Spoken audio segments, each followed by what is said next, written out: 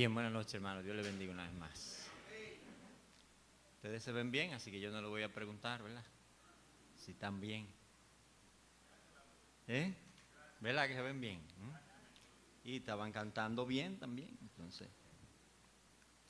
Bien, hermanos, yo tengo la responsabilidad en esta noche de hablar de la gloria del Evangelio antes de la creación. Los organizadores de esta actividad me han asignado la responsabilidad de predicar bajo ese tema y a la verdad, hermano, yo no lo considero un paseo por el malecón. Es más, yo he estado pensando toda esta semana si esa gente son amigos míos de verdad.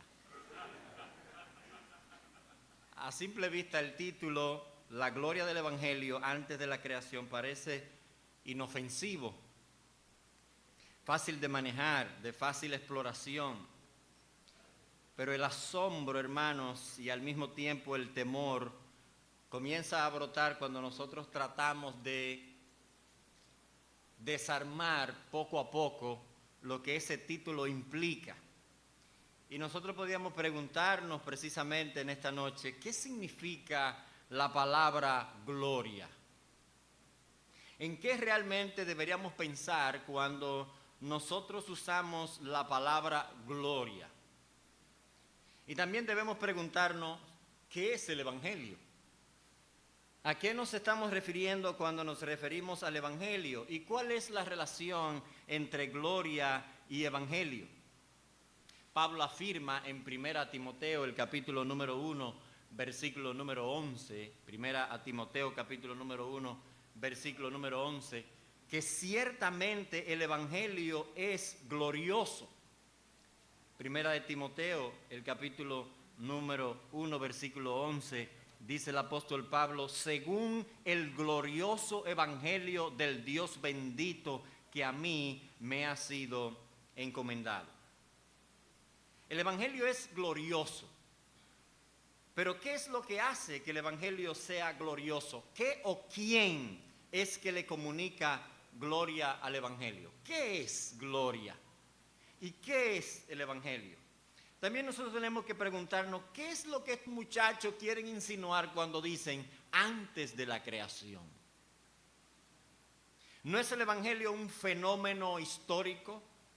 ¿No es el evangelio una realidad que nace en el tiempo? ¿No es la predicación del evangelio un fenómeno de la historia? No necesita un escenario llamado creación para ser anunciado, para que se cumpla, para ser predicado, para ser experimentado, para ser consumado. ¿Qué es esto de pensar en la gloria del Evangelio antes de la creación? Ya usted puede entender por qué yo casi estoy considerando que esa gente no son amigas mías. ¿Quién podía existir antes de la creación? Usted sabe la respuesta, ¿verdad? Solo Dios, solo el trino Dios podía existir antes de la creación, fuera del tiempo, imperturbable, sin necesidad alguna, sin necesidad de nada ni de nadie, a excepción de sí mismo, libre y sin limitaciones. Así que al intentar hablar de la gloria del Evangelio antes de la creación, simple y llanamente es un intento de dialogar con Dios y preguntarle a Dios qué había en esa mente extraordinaria antes de comenzar la creación. Entonces vuelvo a repetirle que este diálogo con Dios para preguntarle a Dios, Dios, ¿qué había en tu mente antes de crear? Ya usted entiende por qué considero que realmente estos muchachos no son mis amigos. He oído de personas que compran sus apartamentos o sus casas en planos. Hacen un abono y su casa o apartamento, ¿verdad?, está asegurado. Antes de que el proyecto incluso comience a ponerse el primer bloque, el primer ladrillo. Antes de que el proyecto esté construido, ya las personas pueden comprar. Así tenemos a los arquitectos, a los ingenieros y a los compradores en cierto sentido en un mismo tiempo. diseñadores y beneficiarios se encuentran en una misma mesa. Incluso he escuchado, no sé si es cierto, pero he oído que algunos de esos compradores pueden hacer sugerencias para lo que les gustaría que tenga ese apartamento o esa casa que ellos por la cual quieren pagar. Para nosotros, con relación al Evangelio, esto es imposible. Dios es el arquitecto por excelencia. Y si el Evangelio es glorioso, se debe a que Dios ha planificado desde antes de la fundación del mundo que el Evangelio tenga esa gloria. La gloria del Evangelio es la misma gloria que Dios ha diseñado desde la eternidad pasada, porque no podemos hablar de otra manera, y la misma gloria que se ha presentado en la historia, y será la misma gloria que el Evangelio tendrá en la eternidad por venir. De eternidad a eternidad, el Evangelio es glorioso. Ahora bien, mucha gente de esa que compran apartamentos o su casa, difícilmente ellos establecerán una relación duradera con el arquitecto, con los ingenieros o con los trabajadores que hicieron la construcción. Simplemente ellos van, después que compren, van a disfrutar de la hermosura del diseño, de la amplitud, de las habitaciones, de lo hermoso, de la loza del baño, de la loza de la cocina, de los balcones, de la jardinería, etcétera, etcétera, etcétera. Usted va a disfrutar de algo que usted entiende que usted pagó. Ahora, con relación al Evangelio no sucede así. Cuando usted entra en las habitaciones del Evangelio, el nombre del arquitecto está escrito en todos los lugares. No importa por dónde usted se tire. No importa la habitación que usted vaya a ver, el nombre del arquitecto está puesto en todos los lugares, en todas las paredes, en el techo, en el piso. Usted no ha pagado ni un centavo por esa construcción, por esa casa, la casa del Evangelio que trae salvación. Es lo más hermoso que usted ha contemplado, y lo que hace que eso sea lo más hermoso y glorioso es precisamente que el nombre del arquitecto está en todos los lados. Pero al entrar en la casa, hermanos, llamado Evangelio, nosotros descubrimos que estamos ahí no para disfrutar de un lugar ni de un espacio, sino para disfrutar de una persona. El Evangelio es una persona, y no importa qué lugar de la casa usted esté ubicado, siempre esa persona estará presente. Nos movemos siempre para encontrarnos con la misma persona. Ese es el Evangelio de las Sagradas Escrituras. Usted está ahí sentadito en esa silla, cómodo, a lo mejor me imagino yo. Diga que está incómodo. Hablar con los pastores de la iglesia. Pero usted nunca se ha preguntado, pero ven acá, ¿y quién diseñó esta sillita tan cómoda? ¿A quién se le ocurrió? A mí me gustaría conocerlo, para ir a saludarlo y decirle, caramba, a mí me gustaría tener una relación y conocerlo y saber quién es usted y qué lo mueve para la construcción de la silla. Nosotros no hacemos eso con todas las cosas que utilizamos. Usted no quiere tener una relación, lo que tiene en su carrito, qué sé yo, su Hyundai, su Kia, no quiere tener una relación con el coreano que la hizo, ¿verdad? Nadie piensa así. Simplemente usamos las cosas y ya. Usted no está pensando, yo quiero tener una relación con la persona que hizo esta silla y conocerla antes de usarla. Usted simplemente la usa. A usted no le interesa tener una relación con esa persona. Con el Evangelio no es así. Con el Evangelio nosotros no podemos simplemente tener un uso utilitario. El Evangelio es una relación con una persona, con la persona que trae el Evangelio, con la persona que es el Evangelio. Cuando nosotros leemos el Evangelio es poder de Dios, y cuando leemos en el Evangelio la justicia de Dios se revela. Y cuando predicamos el Evangelio, lo que predicamos es a una persona. El punto es que en el Evangelio no simplemente estamos usando algo, ni nos estamos aprovechando de algo. Nosotros hemos entrado en contacto con el arquitecto, con el diseñador. Hemos establecido una relación con Dios. Ahora, pero como nosotros decíamos hace un rato, debemos desempacar un poquito, mínimamente, los significados de los términos de nuestro título, la gloria del Evangelio antes de la creación. La gloria del Evangelio antes de la creación. Así que aclararemos algunas cosas antes de seguir precisamente de este título. Para algunos quizás este sea un repaso de cosas conocidas, y eso está bien, hay que repasar en la vida.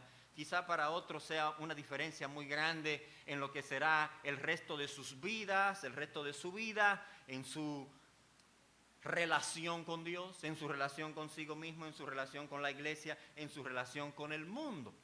Puede ser que para algunos sea eso. Quizás este sea una noche de cambio absoluto en su relación con Dios y en su relación con el Evangelio. Quizás para otros solo sea un repaso. Ahora, ¿a qué nosotros nos referimos cuando usamos la palabra gloria en el contexto del Evangelio? Mírese a usted mismo en esta noche. ¿Cuántos se miraron en el espejo antes de venir? Levante la mano, levante la mano. No, aquí parece que hay mucha gente que no tiene espejo. Está bien, vale. Ahora, para venir a este culto, usted se peinó, los que no son calvos, con el debido respeto.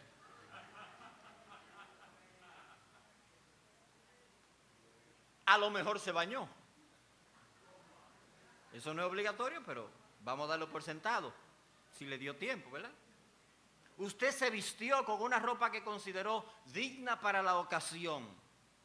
Una ropa que diga algo de usted mismo. A lo mejor se puso alguna fragancia, un perfumito, una colonia.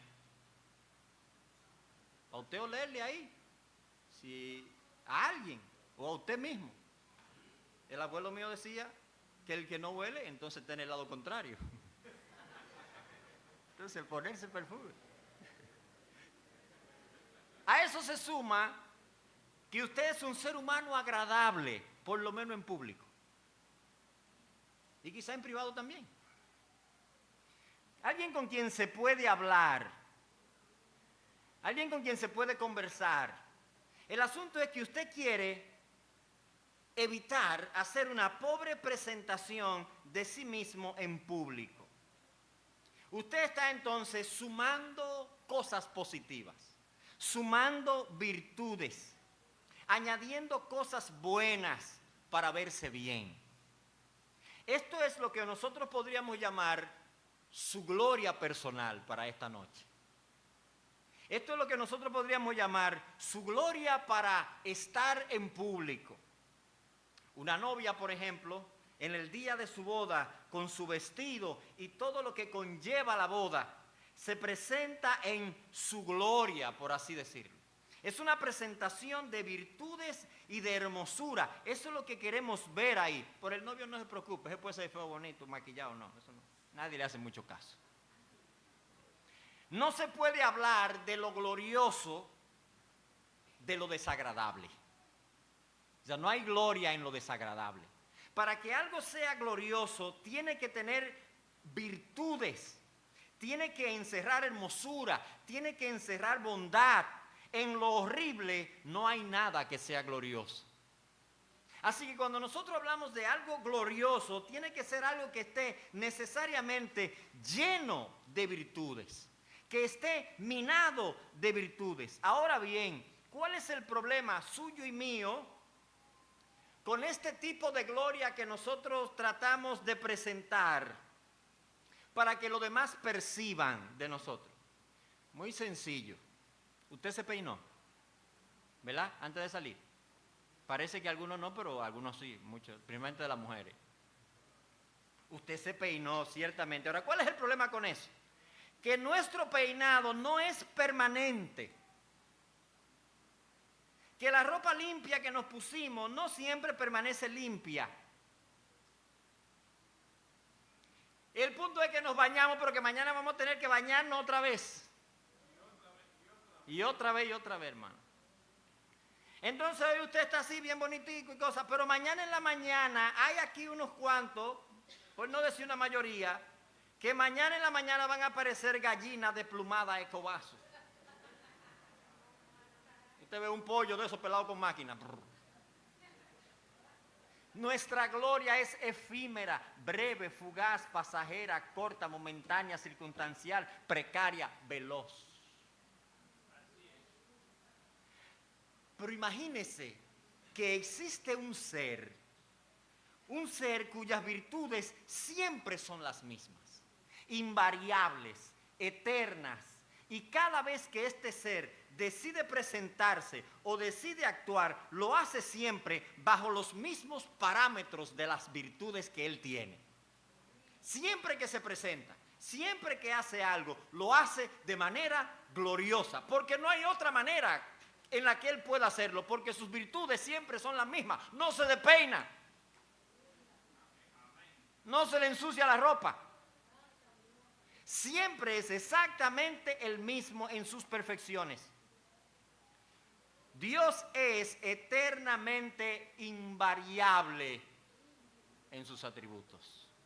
Dios es invariablemente glorioso porque se mantiene eternamente virtuoso, eternamente perfecto.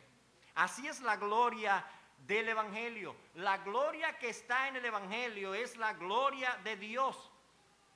Es la presentación de la suma de las virtudes de Dios. Cuando nosotros decimos la palabra gloria en conexión con Dios y ahora en conexión con el Evangelio, estamos hablando que Dios ha decidido presentarse sumando todas sus virtudes. Cuando nuestro Señor Jesucristo y nuestro Señor y Salvador Jesucristo venga otra vez en gloria, lo vamos a ver precisamente en la suma de sus perfecciones. Ahora bien, aquí estamos hablando de la gloria del Evangelio. Entonces estamos ante un término que es casi sinónimo de la gloria de Dios, porque la gloria que está en el Evangelio es la gloria de Dios. Podríamos hablar de otros términos también sinónimos con este, como la gloria de Cristo.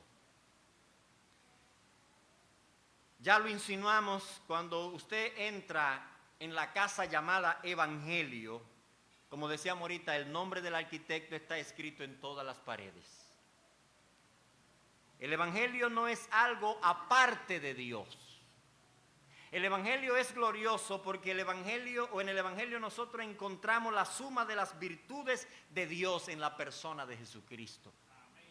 Es por eso que el Evangelio es glorioso. Ahora, no debemos dejar nosotros de preguntarnos otra vez, ¿qué es el Evangelio? ¿Qué es el Evangelio? Usted tiene toda la razón, ¿verdad? Eso es el Evangelio, las buenas nuevas, lo hemos escuchado una y otra vez. Vamos a intentar otra propuesta sin alejarnos de esa definición básica de que el Evangelio son las buenas nuevas de Dios. Vamos a decir que el Evangelio es la acción salvadora de Dios en la que Dios revela la suma de sus virtudes.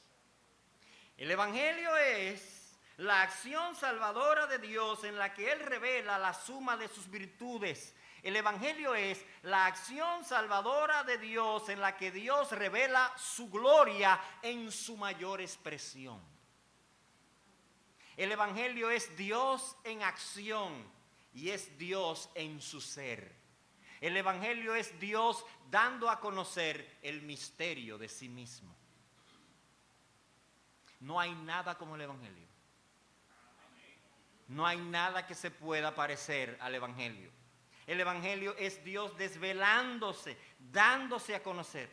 Cuando nosotros vemos el Evangelio de esta manera, como Dios revelándose a sí mismo en su mayor expresión, entonces nosotros podemos entender por qué el Evangelio es glorioso. Volvamos entonces a nuestra analogía de el arquitecto. Entendemos que el arquitecto, los arquitectos que están aquí, los arquitectos y las arquitectas que están aquí, ¿verdad? Tienen fines en sus labores, tienen fines, ¿verdad?, comerciales, quieren hacer dinero, porque todos esos cuartos que ellos gastaron en la universidad de alguna manera tienen que empatar, ¿verdad? El arquitecto quiere vender el fruto de su creatividad.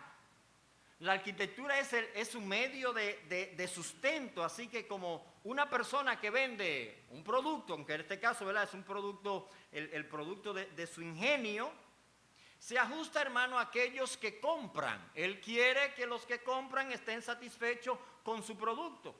Aunque haya una marca especial de su diseño, algo que lo identifique a él, él quiere que la persona que compre esté satisfecha, ¿verdad? Porque de ahí él va a cobrar, de ahí él va a tener dinero. Pero imagínense ustedes un arquitecto que no le importe eso. O sea, que si le gustó al otro o no le gustó, no le importe, porque ese arquitecto no tiene necesidad de nada ni de nadie.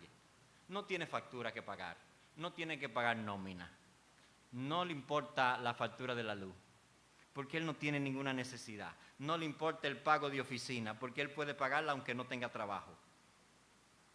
¿Para qué entonces ese arquitecto va a diseñar? ¿Qué lo va a mover a diseñar? Cuando este arquitecto decide hacer algo, lo hace para satisfacerse a sí mismo, no para hacer dinero, no para encontrar satisfacción en algo fuera de sí mismo. Diseña para encontrar en su obra el deleite que él encuentra en sí mismo. O sea, él no diseña una obra para ser feliz, sino para extender la felicidad que ya tiene. Así obra el arquitecto. Y esa obra que él hace queda tan identificado con él mismo que por momentos no podemos diferenciar, porque lo que él está haciendo es extendiendo sus propios atributos a esa obra que él está realizando. Entonces, este es Dios, arquitecto que diseña para expresar la esencia de su ser.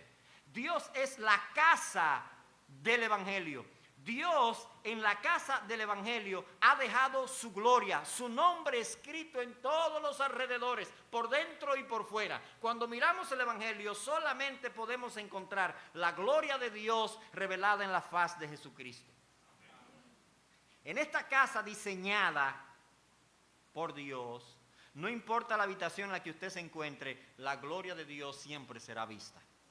Ya sea en los tipos de Cristo en el Antiguo Testamento, ya sea en las profecías de Cristo en el Antiguo Testamento, ya sea en el nacimiento de Cristo, ya sea en la vida de Cristo, ya sea en la crucifixión de Cristo, ya sea en la sepultura de Cristo, ya sea en la resurrección de Cristo, ya sea en la ascensión de nuestro Señor Jesucristo, de la exaltación de Cristo. La gloria del Evangelio está por todos lados. Allí está la gloria, gloria como la del unigénito del Padre, llena de gracia y de verdad en todos los lugares. La mayor revelación del Dios único y verdadero la encontramos en la faz de Jesucristo. Por eso el Evangelio es glorioso. Nadie conoce el Evangelio de Dios hasta que la gloria de Cristo no sea lo más hermoso en su vida. Nadie. Ahora, hermanos, habiendo afirmado que la gloria es la expresión de un ser en la suma de sus virtudes y que el Evangelio es la acción de Dios en la que mejor Dios se muestra a sí mismo, esto nos deja ver que al hablar de la gloria del Evangelio estamos hablando exactamente de la misma gloria de Dios, porque el Evangelio es Dios en acción salvadora glorificándose a sí mismo. El asunto toma un giro medio inesperado cuando se nos dice que vamos a meditar en la gloria del Evangelio antes de la creación. La creación, hermanos, es el escenario de la historia. No hay historia humana sin creación. Sin creación no tenemos espacio, ni tiempo, ni materia. ¿Cómo podría un arquitecto distribuir las dimensiones y las medidas si no sabe el tamaño del terreno que va a trabajar? Si no existen los espacios. Pero gracias, hermanos, a que existe la materia, el espacio, el tiempo, el arquitecto puede hacer cálculos, incluso puede decir cuándo van a entregar la obra. Entre ellos y los ingenieros, vamos a entregar la obra tal día. Eso es gracias a que existen los medios para hacerlo. En ocasiones, yo no sé si a usted le ha dado esa curiosidad, usted ve que cierran un sitio y le ponen todo el alucín y el zinc y lo cierran. Y la primerita pregunta que usted se hace, ¿y qué van a hacer ahí? Y hay algunos que son más curiosos que de una vez se ponen Está mirando para el otro lado, a ver. ¿Qué será lo que van a construir ahí? Usted y yo no vemos nada. De hecho, a veces dice, pero ¿y qué revuelo? ¿Qué cosa es esto? ¿Y qué lío tan grande es este? Pero los arquitectos y los ingenieros lo ven clarito. Ellos lo ven a ella a la perfección. Y usted ve un reguero. Y yo veo un reguero. Pero ellos lo ven clarito, ellos lo tienen clarito. Estos hombres han hecho cálculos de todo tipo, estructurales, tipo de suelo, ferretería, empleados, profesionales, niveles de riesgo, en fin, el monto de la obra. Todo está previsto, todo está calculado ahí por su capacidad.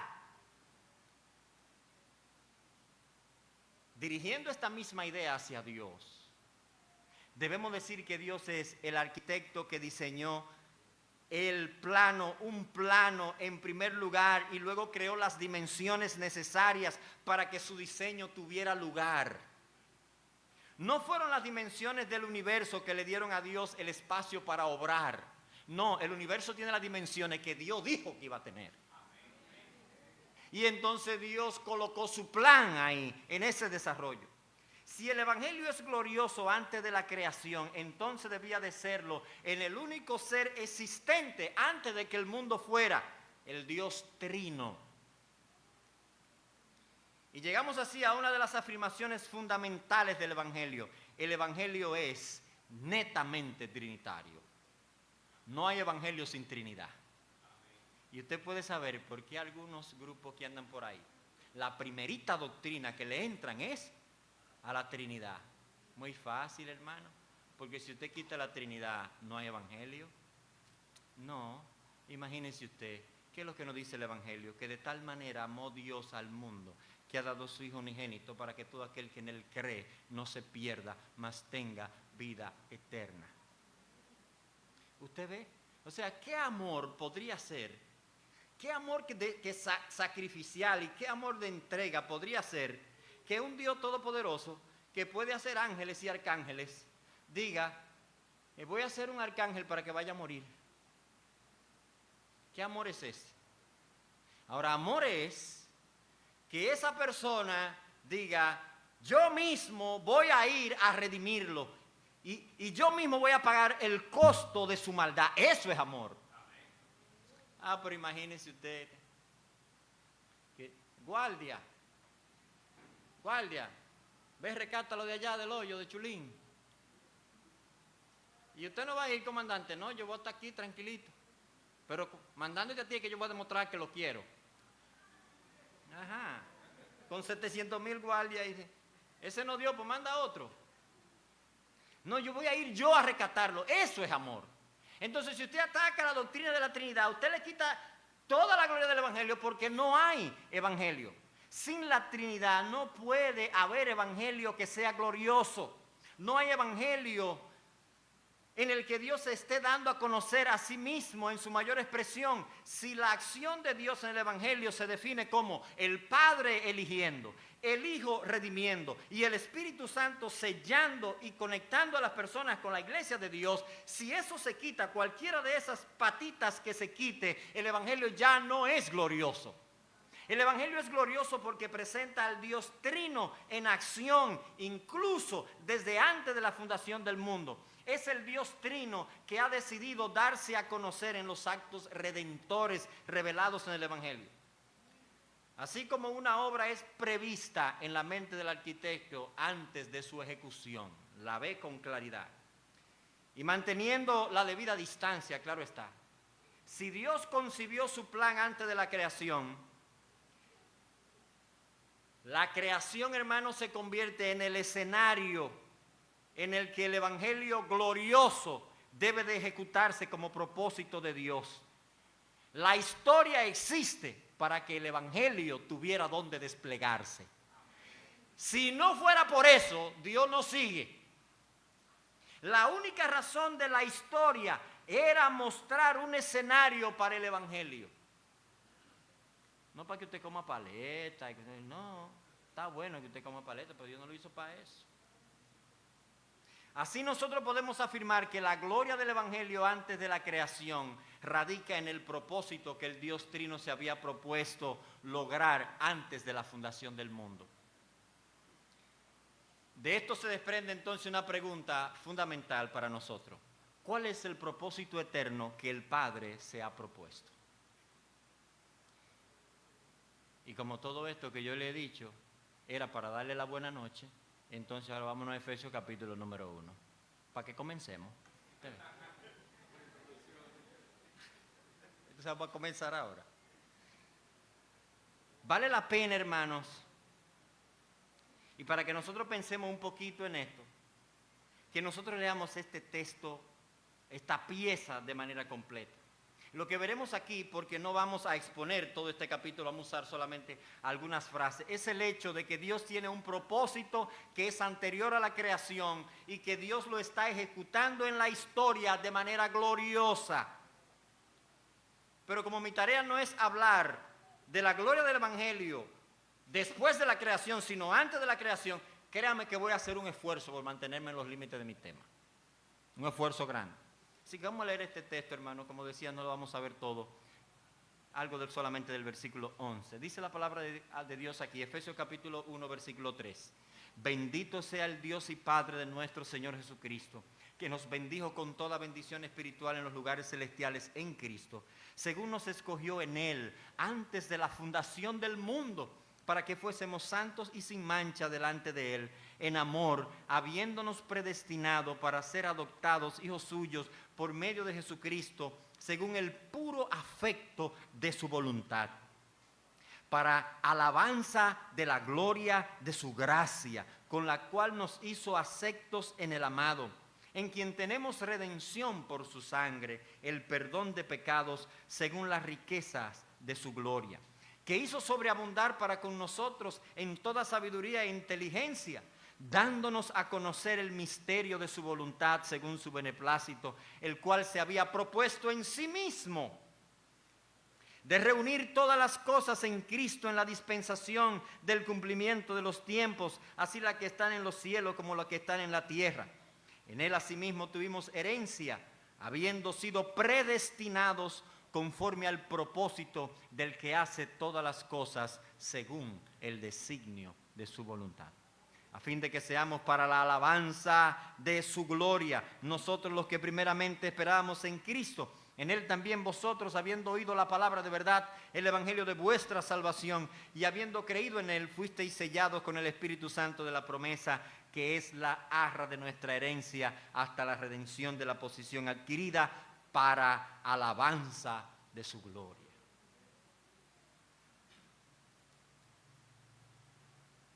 Caminemos, hermanos, por un solo versículo, versículo número 11. Y vamos a tratar de ir lentamente por ese versículo para que nosotros podamos sacar el mayor provecho de él. Hay un propósito eterno, diseñado antes de la fundación del mundo. Hay acciones específicas que Dios ha tomado para realizar este propósito eterno. Y hay una providencia que se ajusta de manera perfecta a ese plan. Dios ha establecido un propósito de salvación desde antes de la fundación del mundo. Dice el texto aquí, que Dios hace todas las cosas conforme a su propósito. Dice el texto, conforme al propósito del que hace todas las cosas según el designio de su voluntad. De acuerdo al versículo número 4, algo que no vamos a exponer, pero lo vamos a leer. Este es un propósito salvífico, es un propósito soteriológico, es un propósito de salvación en el cual se manifiesta la gloria de Dios, en el cual la gloria de Dios será vista. Vamos a leerlo otra vez, dice el versículo número 4. Según nos escogió en Él antes de la fundación del mundo para que fuésemos santos y sin mancha delante de Él. Hermanos, tratar de explicar el versículo 4 sin el asombro del versículo número 3 es perder el tiempo. Dios nos libre de semejante barbarie, de no exclamar junto con el apóstol Pablo, bendito sea el Dios y Padre de nuestro Señor Jesucristo. No debe de salir otra frase de nuestra boca al pensar en lo que dice el versículo número 4. Aquí están las decisiones eternas de Dios antes de que el mundo fuera con relación a la salvación con relación a usted y a mí. Sería imposible para este pecador que en la providencia divina lleve el nombre de Pedro Marrero haber creído sin las acciones amorosas, sabias, soberanas y eternas de Dios antes de que el mundo fuera. Es claro que si todo el mérito y la gloria son de Dios con relación a la salvación, Dios tenía que amarnos primero. Pero el amor primero de Dios es un amor que es antes de la creación. Porque dice el texto que fue en amor. Y un texto de la Sagrada Escritura dice el Señor: con amor eterno te he amado. La elección soberana de Dios es amorosa, es soberanamente amorosa.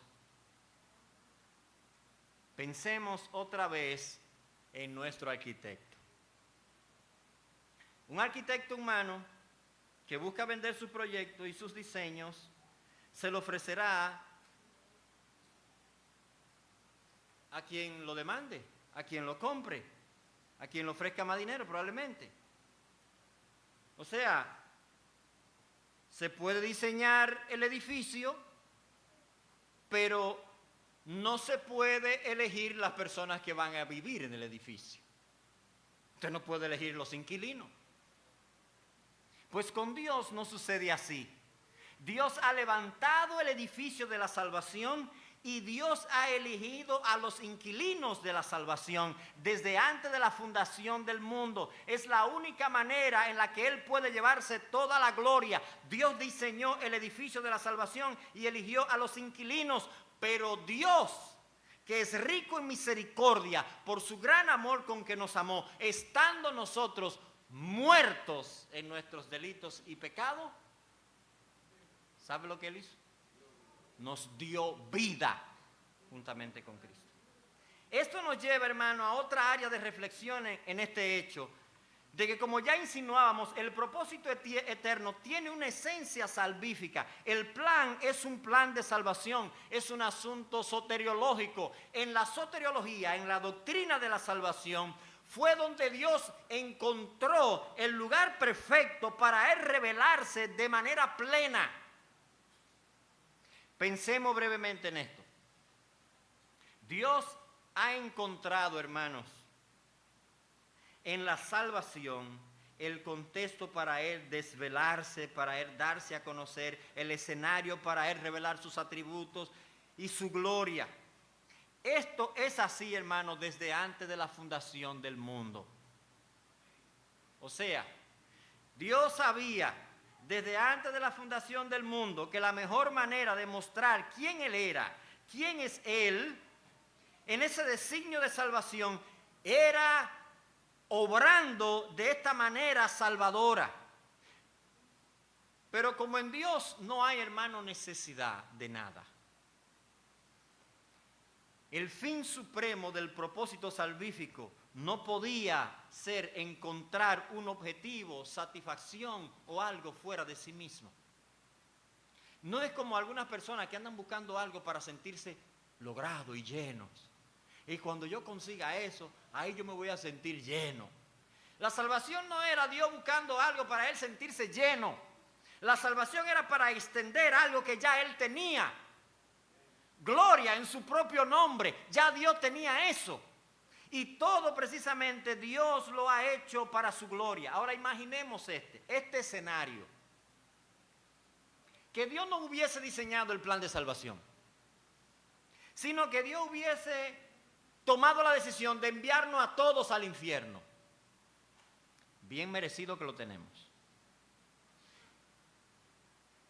¿Qué habría pasado en el cielo? Tengo para decirle que sabe lo que iba a pasar en el cielo. Que Dios sería digno de toda gloria en el cielo, con todos nosotros en el infierno. Sin ningún de que, ay Señor, ¿qué pasó? No. Habría una fiesta, los ángeles allá estarían celebrando la gloria de su justicia, La gloria de su juicio. Los ángeles celebrarían con arpas y panderos cada golpe de la espada justiciera de Dios. Celebrando. Diciendo, la hora de tus juicios ha llegado. Adorad a aquel que hizo los cielos y la tierra. Todos los ángeles van a estar llorando. No, porque usted estaba en el infierno. No, ellos están adorando a Dios por la gloria de su juicio. ¡Cuán glorioso, Dios, es tu juicio! Así es, todos debían estar en el infierno. Si Dios nos hubiese mandado a todos al infierno, si ese hubiese sido su plan, Dios sería justo. Dios sería justo. Pero quedaría, hermano, en el misterio eterno para nosotros conocer la inmensidad de su gracia. Y lo que el Evangelio busca es mostrar a Dios de manera plena. Porque en el Evangelio encontramos a Dios en juicio y en el Evangelio encontramos a Dios en gracia. Si Dios nos hubiese mandado a todos al infierno, era correcto. Pero habríamos quedado, hermanos, sin ver ese despliegue de la gracia de Dios. Pero Dios, que es rico en misericordia por su gran amor con que nos amó, aun estando nosotros muertos en pecado, nos dio vida juntamente con Cristo. Era eso que no íbamos a poder ver.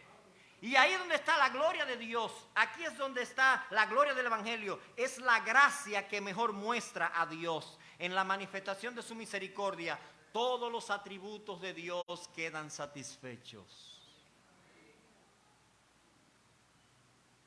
Incluido la ira y el juicio. Es por esto que decimos que Dios será alabado no por la gloria de su juicio, sino por la gloria de su gracia. Eso es lo que dice Efesios, es para la gloria de su gracia. Las acciones de Dios antes de crear son bien claras. Elegir, predestinar, darnos herencia en Cristo para la gloria de su gracia. Ahí le dejo esta tareita a los pastores de la iglesia para que ellos sigan explicándoles. Yo no sé.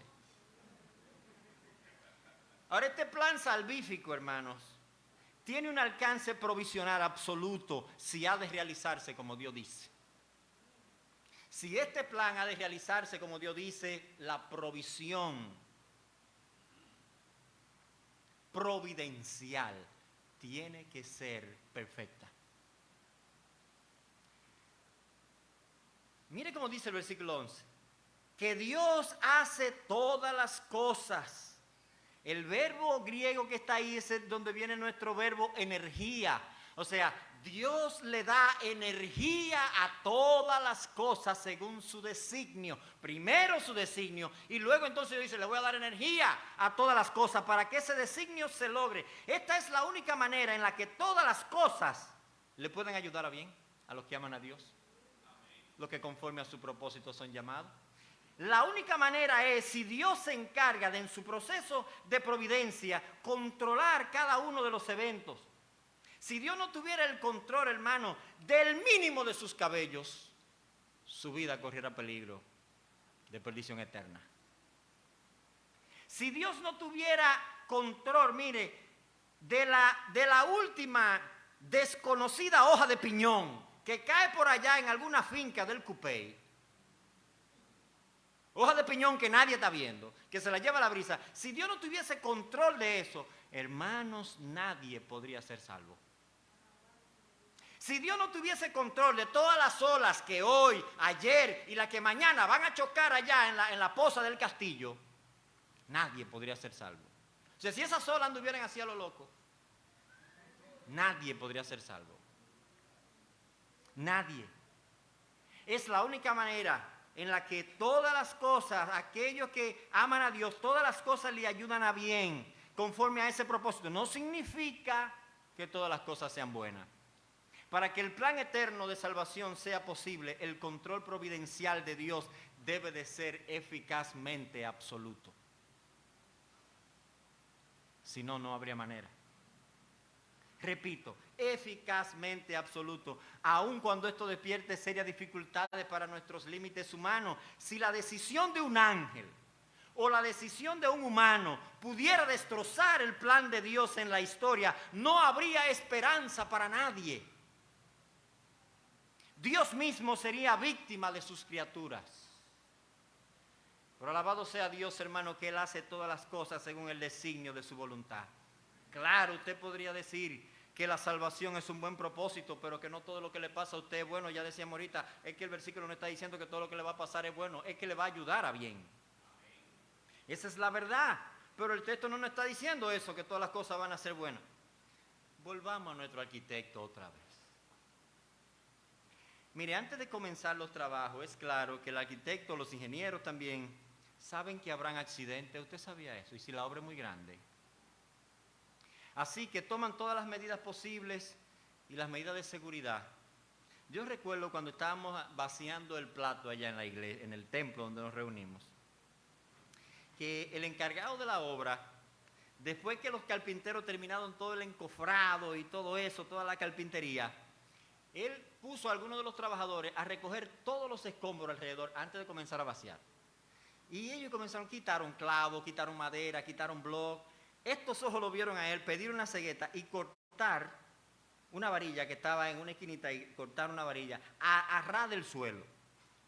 Cuando comenzó el vaciado, que todo era rápido, todo muy rápido, y estaban vaciando, se abrió un pedazo de la carpintería y uno de los carpinteros tuvo que, rápido, dos de ellos a subirse rápido para cerrar eso y se rebaló uno, de allá casi del tercer piso. ¿Usted sabe dónde cayó? Donde él había cortado la varilla. Ahí cayó. Aquello es instructivo. Si un hombre que no tiene el control sobre todas las cosas puede tomar decisiones que prevean el mal y tener respuesta anticipada para que no se detenga el propósito principal, ¿cuánto más Dios puede lograr la salvación a pesar de toda la maldad que arropa el mundo cuando Él anima todas las cosas conforme al designio de su voluntad? El Dios de la gloria hace todas las cosas según el designio de su voluntad. Permítame terminar pensando unos minutos en la frase para la alabanza de la gloria de su gracia. Ese es el propósito de todo. Eso va a estar más allá de la eternidad. Ya ustedes me escucharon decir que este es el fin supremo de todas las obras de Dios, la exaltación de su propia gloria como el gozo principal, tanto del Creador como de lo creado. ¿Puede usted darse cuenta por qué el Padre encuentra tanta complacencia en el Hijo? Porque en el Hijo Él ve su gloria. Este es mi Hijo amado en quien tengo complacencia. Pero ¿saben qué es el Hijo? El reflejo mismo de su sustancia. Es el resplandor de su gloria. Y donde quiera que hay imagen del Hijo, el Padre está satisfecho. ¿Usted sabe qué es lo que Él está haciendo en nosotros? Formando la imagen de su Hijo en nosotros. Ahora permítame otra ilustración para tratar de captar la fuerza de esta frase para la gloria de la alabanza de su gracia, o para la alabanza de la gloria de su gracia. En esas construcciones, hermano, de largo plazo, que van a durar mucho, yo no sé si usted se ha dado cuenta, que se hacen en varias etapas. Siempre aparece una doña emprendedora, arma un kiosco, lleva 4 carderos, 3 fogones, una greca, y prende eso ahí, todo lo de ella, para venderle y hasta fiarle a esos hombres que van a trabajar ahí. Supongamos que esa mujer se llama Doña María. Y qué sé yo, su fonda es Doña María al gusto, la fonda donde todo se defonda. Y sucede que Doña María tiene una habilidad única para hacer moro de guandule con carne. Eso es lo que la ha hecho famosa. Ese es su plato, usted sabe, camionero, motoconcho, carrito de ruta, viajero. Todo el mundo quiere probar el moro de guandule de Doña María. Es más, ella fue a Industria y Comercio y lo registró. Moro Guaymamá, Doña María. Porque eso es lo que le ha hecho famosa. Porque ella le puso así, porque si usted se tira la primera cuchara, dice, Guaymamá. Qué cosa que está buena. Ahora imagínense, se da la siguiente combinación. Llega uno de los obreros que está ahí trabajando en la obra, ahí cerca donde doña María puso la fondita, y este hombre se desayunó a las 7:30. Y ya usted sabe, desde que doña María comenzó a cocinar ese moro, esos olores tirándose para allá, para la construcción. Y son las 12:30. Y se acerca este señor, y ya usted sabe lo que él va a pedir es: doña María, moro guay mamá, deme, que eso es. Doña María le sirve su moro. Y cuando este hombre, no vaya a comer arroz ahora usted para la casa. Cuando este hombre prueba ahí, se oye cuando dice guay mamá de una vez, pero Dios mío, pero doña María, Dios me la bendiga.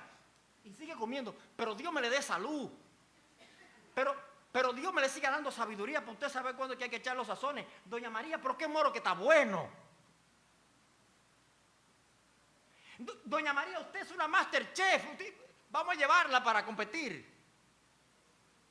Este obrero que había llegado hambriento, pero que ahora está saciado en su hambre, se vuelca en alabanza a doña María. Sí, entonces el moro se convierte para la alabanza de la gloria de doña María. Mientras está comiendo el moro, doña María. ¿Usted ve? Entonces, todo el plan de Dios, todo el propósito de Dios es que cuando usted esté comiendo de la gracia, ese obrero muerto de hambre es usted, soy yo. Y cuando venimos a la mesa que el Señor nos dice: oídme atentamente y comed del bien, y se deleitará vuestra alma con grosura. Y cuando venimos a la mesa de la gracia y comenzamos a comer, usted, entonces no coge con decir: pero Dios, bendito sea tu nombre, la gracia sí está buena. Eso es lo que quiere decir para la alabanza de la gloria de su gracia. Porque en la gracia hemos encontrado a Dios. ¿Y a quién vamos a alabar cuando nos la estamos comiendo y probándola? A Dios. Él fue que lo cocinó. Y eso Dios lo diseñó desde el principio de la creación para que fuera así. Eso no fue que se le ocurrió a Dios en el camino, no, Él lo diseñó así. Y es así como nosotros hemos de vivir desde hoy y para toda la eternidad, para la alabanza de la gloria de su gracia. ¿Cómo debemos nosotros concluir, hermanos? Con el versículo 3. Bendito sea el Dios y Padre de nuestro Señor Jesucristo, que nos bendijo con toda bendición espiritual en los lugares celestiales en Cristo. ¿Vale la pena vivir para un Dios que ha diseñado ese evangelio? ¿Vale la pena predicar ese evangelio? No importa toda la oposición que hay ahí afuera. Nada es tan glorioso como el evangelio. Porque el evangelio es Dios presentado en Jesucristo. Padre, gracias por tu misericordia, tu bondad. En esta noche queremos bendecirte. Señor, en Cristo tú nos has rescatado para ti, para que disfrutemos de ti. No somos merecedores de ninguno de esos bienes. Así que te bendecimos, nuestras vidas son tuyas. Tú las compraste para ti, para glorificar. Gracias te damos en este momento, en el nombre de Jesús. Amén.